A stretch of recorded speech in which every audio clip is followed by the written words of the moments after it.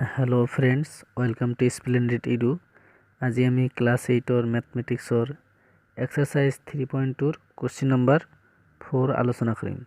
সোয়া কোশ্চেনটো ABCD এটা সামান্তৰিকৰ AC আৰু BD Karna A = 37 degree আৰু এংগেল ABC = 120 ডিগ্ৰী হলে বিৰ জোখ কিমান?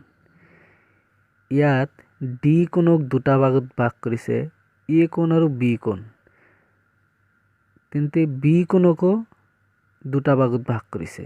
তেন্তে ডি কোণৰ দুটা ভাগৰ এৰ মান দিয়া আছে 37 ডিগ্ৰী আৰু বিৰ মান উলিয়াব লাগে। তেন্তে ইয়াত কি দিয়া আছে আমি এইটো আগত লিখি লওঁ।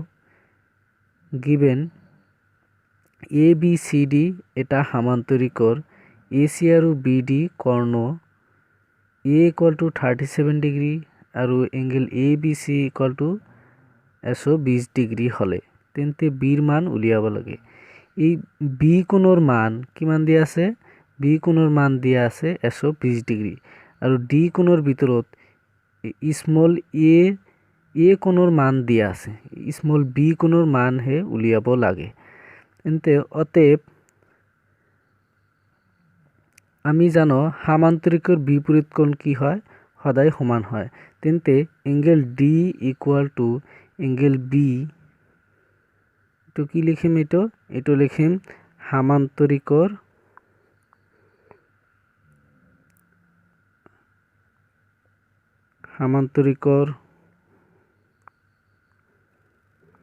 বিপৰীত কোণ সমান। এইটো সামান্তৰিকৰ ধৰ্ম হতে ইমপ্লাইজ এংগেল ডি।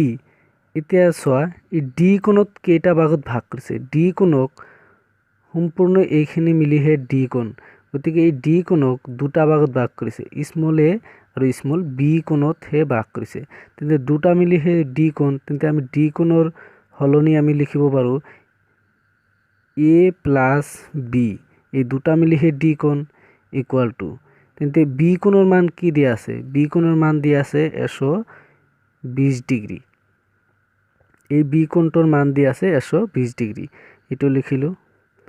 এতিয়া চোৱা এ কোণৰ এই স্মল এ কোণৰ মান কিমান দিয়া আছে? 37 ডিগ্ৰী।